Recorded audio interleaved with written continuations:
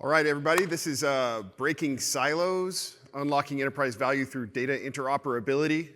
If this is not your destination, now is the time to leave the plane. My name is Jeff Freeman. I am the Director of Data Engineering for T-Mobile's Finance Division. I've been with T-Mobile for about 5 years. Before that, I spent 13 years at Microsoft, ending up on Azure, and I spent a couple of years at GM Cruise.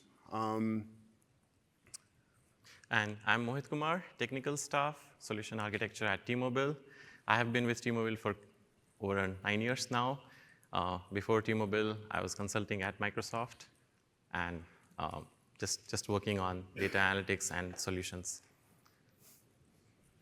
So we're going to talk about a little journey that we've had at Microsoft of trying to figure out how to centralize and standardize our data platforms and ending up with star-crossed lovers of platforms. So T-Mobile, when I joined about 5 years ago, had something on the order of 18,000 separate databases that didn't talk to each other. They were separate standalone databases. Some of them were on Azure, some of them were in AWS, some of them were on-premise, some of them were under people's desks, and none of them really talked to each other unless you had a custom pipeline. And T-Mobile recognized that this was a problem, so they had several different efforts to try to standardize and govern their data in a more centralized way. But some teams went to best-of-class Snowflake, and some teams went to best-of-class Databricks, and it's way better to have 2 silos than 18,000, but it's still a problem, right? So this is not standard. This is not just a problem with T-Mobile. This is a problem across all enterprises today. Multicloud is the norm, not the exception. It's totally normal for us to see companies that have AWS, GCP, on-prem, Azure, spread all across the place. And it's totally normal for us to see companies that are trying to standardize and centralize, but still end up with a bifurcation, because they're trying to go with best of breed.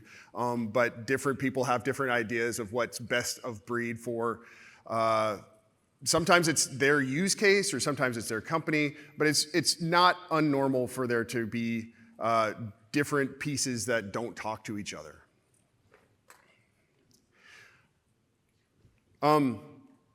Fragmentation, so like this, that's a normal thing, but it does come with a huge cost. It comes with a huge overhead. There's a lot of lost value that is not captured, and there's a lot of extra cost in maintenance, governance, like not understanding where things are, and a lot of like spun wheels as people try to get this data to talk.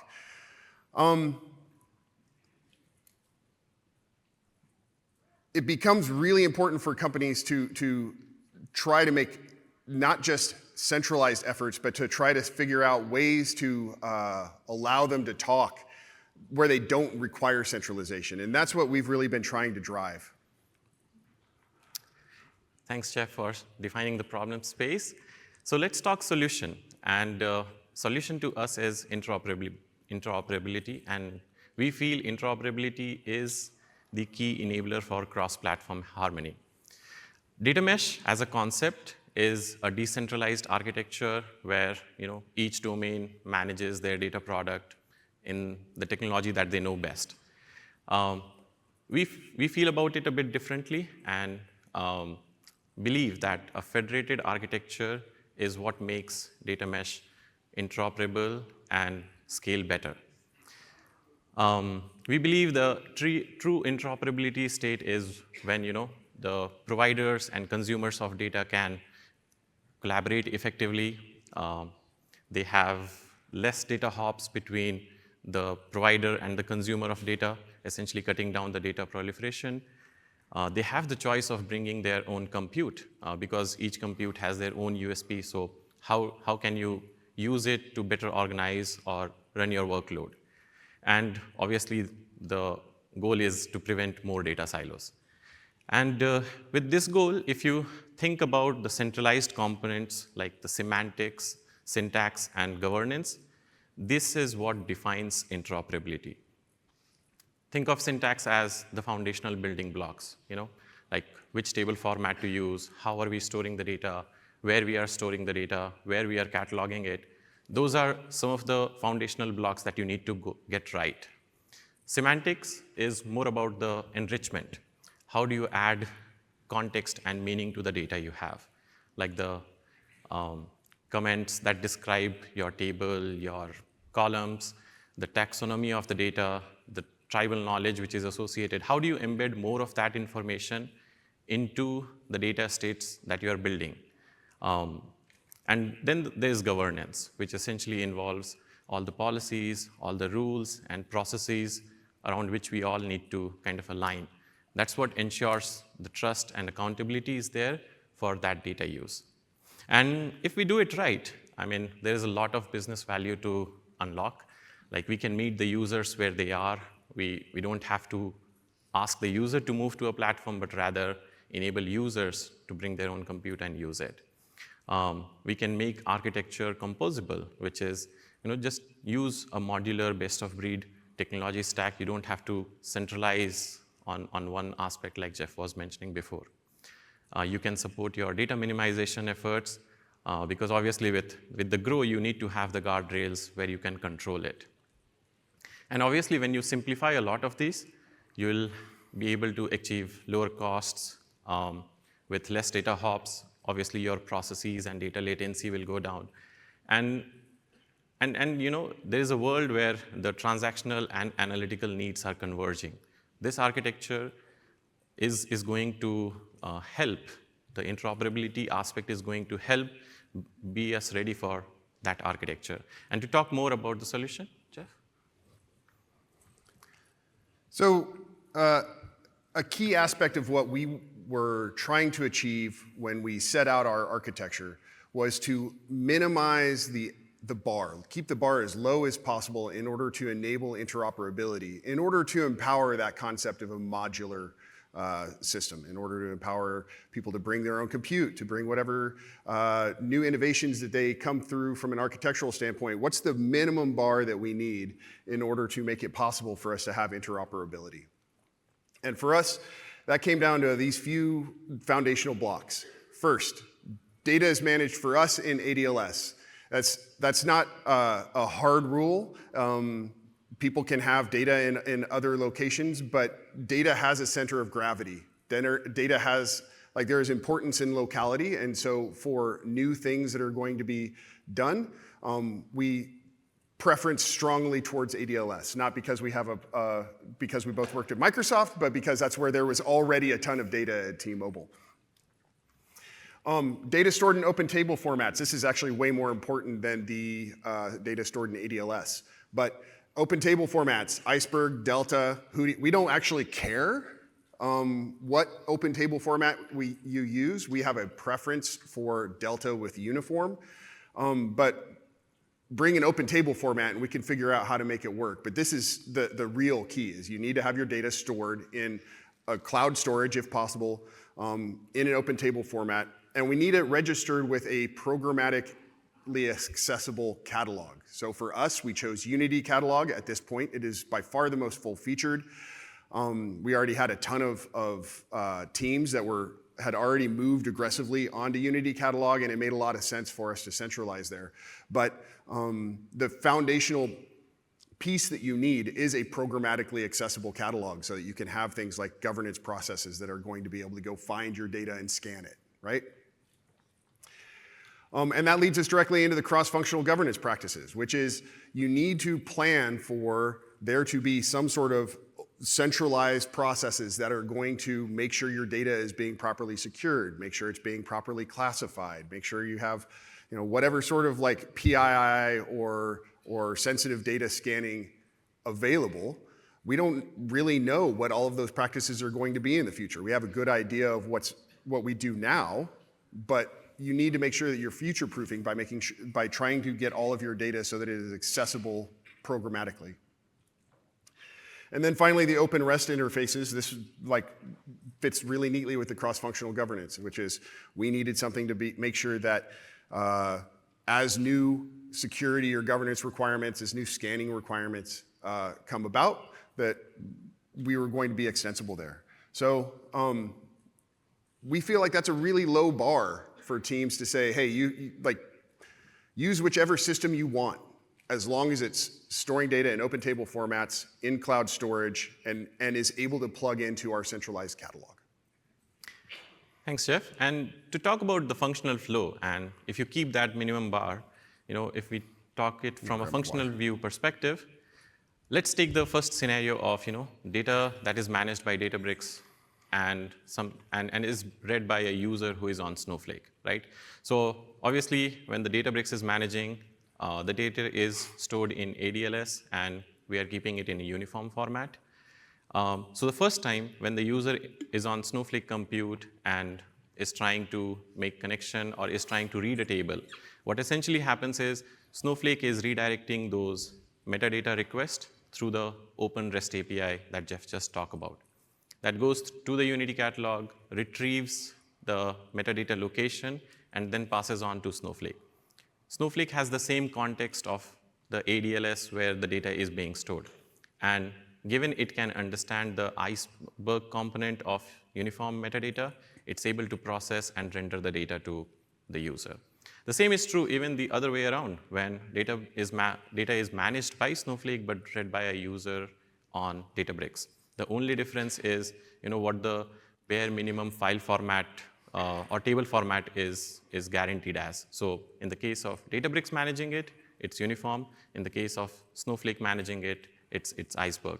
And those are the only two requirements we have for this interoperability to work. And the beauty of it is you don't need to know the data paths. You don't need to worry about when a data path is getting updated, which version of metadata is getting picked up. It's always the latest that it is tracking through. Obviously, there is like a latency, and that latency is just 30 seconds because it's refreshing that metadata for you behind the scene. But compared to the benefits that we are getting, that 30-second refresh is like a minimum constraint that we can work with. So we have a demo, and I'll just get right up. So we were hoping to do a live demo, but we weren't sure. T-Mobile cybersecurity. Everybody knows live demos are kind of, you're really rolling the dice, so we pre-recorded it. And the eagle-eyed amongst you might notice that we lightly edited it to skip the 30-second refresh. Yeah. But and see interoperability in action between Databricks and Snowflake. For the first scenario where table is managed by Databricks and read by Snowflake, we need a uniform table that is stored either externally on ADLS or on a managed catalog. For this, you would need Databricks Access Connector with at least storage blob data contributor privileges on ADLS, appropriate Databricks VNet subnet service endpoint whitelisting. In case ADLS has network restrictions, we must ensure Databricks compute has open network paths to ADLS and external location listed within Unity catalog.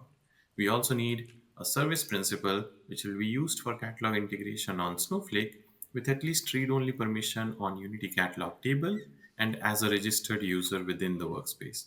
We also need the Snowflake application with at least storage blob data reader and delegator permissions on ADLS. We also need appropriate Snowflake VNet subnet service endpoint whitelisting on ADLS in case ADLS has network restriction. And we must ensure SF compute has open network path to ADLS.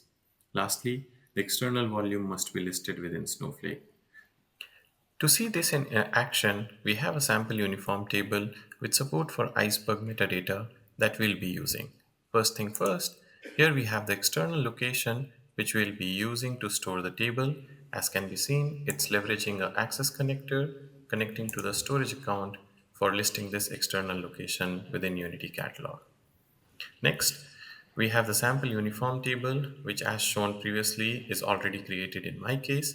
Important to note is the syntax with respect to table properties that ensures the compatible reader and writer version of Delta are used.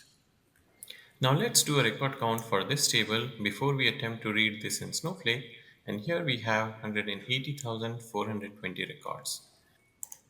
Now on Snowflake side, we need to have a catalog integration, and as the name specifies, it is per catalog designated using the warehouse or catalog attribute in the syntax.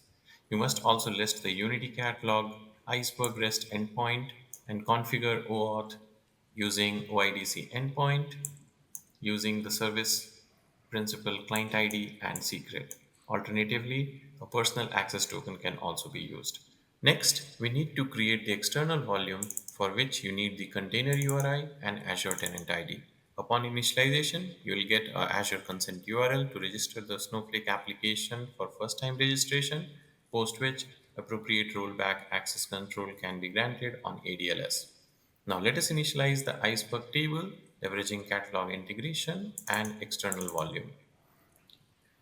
Now we can do a record count check on this table, and this should match the number we got from Databricks, and it's the same 180,420 records that we got. Now let us attempt to insert new records on Databricks side and then come back to see whether those changes reflect or not. So here we are going to insert 10,000 records into the same table. Now once the insert completes, let's take a new record count check on the table, and as can be seen, we have 190,420 records, so the 10,000 records were added. Going on to the Snowflake side, if we take the count again, this should match the number we got, which is 190,420 records. Now, for the second scenario where table is managed by Snowflake and read by Databricks, we need an Iceberg table managed by Snowflake and stored externally on ADLS. For this, you would need a Snowflake application with least storage blob data contributor privileges on ADLS, appropriate Snowflake VNet whitelisting on ADLS in case ADLS has network restriction. We must ensure the Snowflake compute has open network paths to ADLS and the external volume to be listed within Snowflake. We also need a resource account or an identity with read-only and owner privileges on Iceberg table. This will be used for catalog federation on Databricks side. And lastly, we need the Databricks access connector with at least storage blob data reader privileges on ADLS and appropriate Databricks VNet subnet service endpoint whitelisting. We must ensure the Databricks compute has open network paths to ADLS, and that would mean we have the capability to list the external location within Unity catalog. So on Snowflake side, assuming you have the external volume created already, all we need to do is create a new Iceberg table, and then let us take a baseline record count, which is a little over 600,000 records here. On Databricks side, to create the catalog federation, we need to create a Snowflake connection first. This can be done using the resource identity account, leveraging key pair or username password authentication. Once the connection is created, we can create a federated catalog and add the authorized path. The authorized path essentially signifies the root container where Iceberg tables are stored. Once that is done, Databricks automatically does the schema level and table level metadata sync. And if we query the same table and take a baseline count here, it should match what we got on Snowflake, which is again a little over 600,000 records. Now let us attempt to insert net new records on the Snowflake side and see the results on Databricks side. So we can see a little over 190,000 records were inserted, and if we take a new record count, that's approximately 92,000 records. If we go and check the record values again on Databricks side, we should be able to see the same value. And there we have it. The same 792,000 records are available on Databricks side. I hope you found the short demo useful. It showcases some of the promises we see with interoperability between Databricks and Snowflake. Thank you. Now, my man is pretty understated in his delivery, but I can't. You might tell from my body language. Like, I still get really excited about this. How many people have where they work both Snowflake and Databricks? Yeah, like this is a big deal. Like, you don't have to copy data anymore. People have their processes that are running in Snowflake, and people have their processes that are running in Databricks, and you don't care. They don't care. They don't even know. They just access the data where it is. It's just there. Like, I don't know. For me, I'm pretty excited. Nice job. Thank you.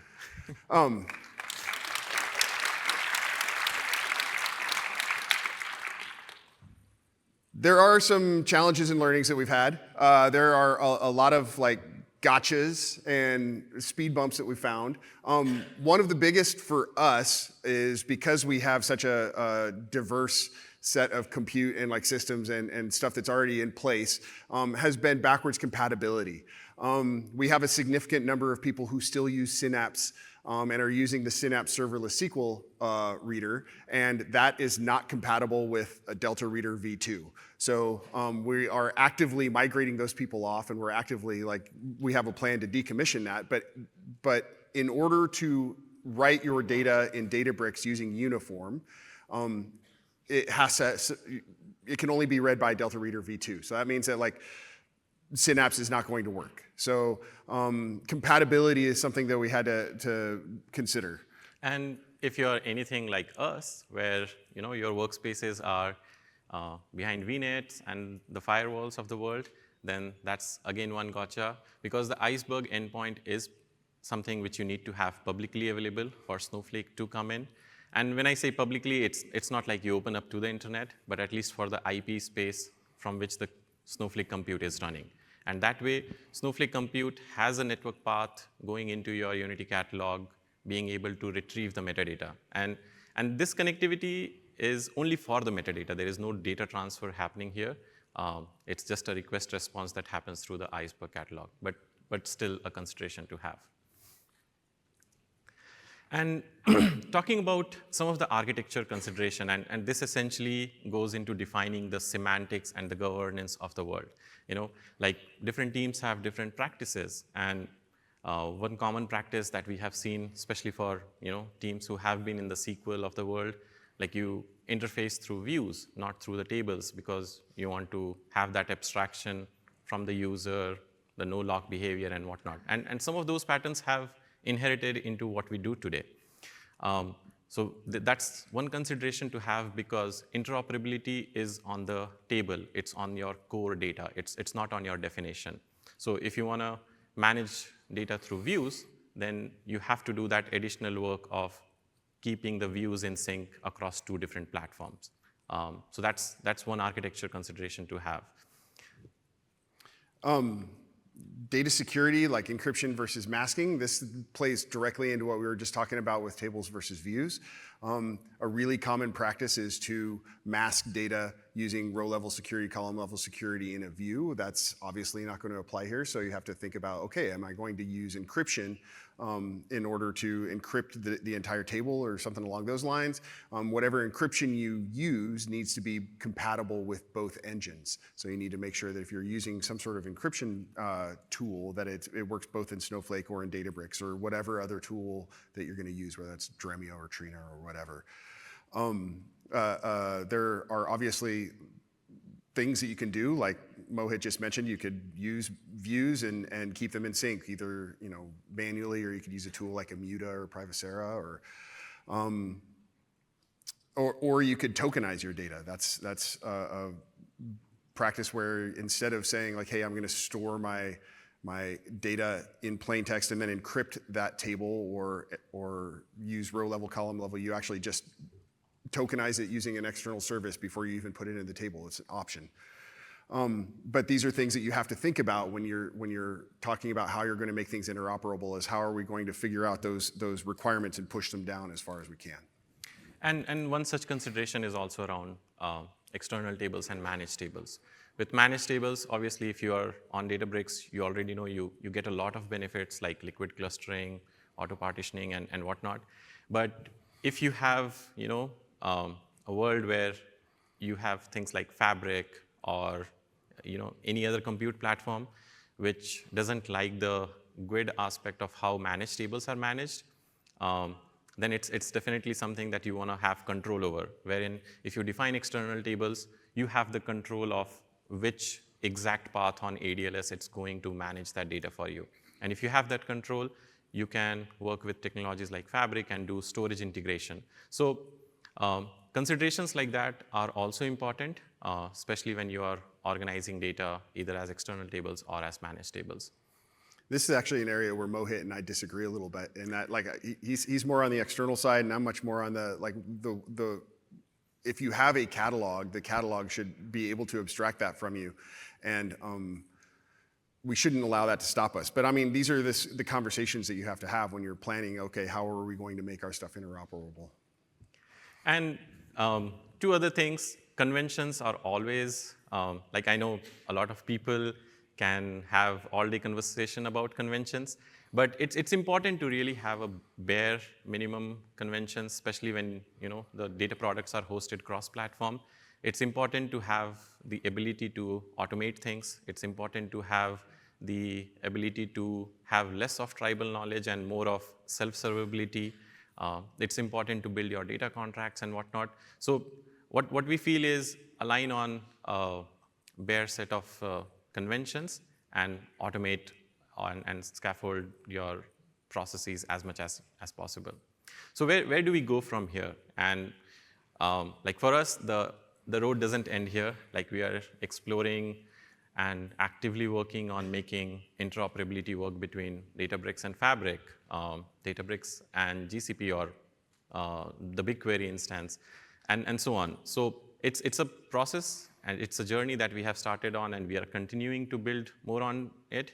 And that's because we truly believe, we need composable data ecosystem. We just cannot have one centralized technology stack because the AI and the MLs of world, that workload is something that demands us to be interoperable more than ever. There are standard bodies who are investing in it, creating open blueprints and so on, and that goes on to define why interoperability is needed more than ever. That's our talk. We'll actually open it up for questions. Yeah, we save a few minutes. If you have any questions, please come forward to one of the mics. Or if you're just really loud, I mean, you can take your shot. Thanks everybody for coming. Thank you.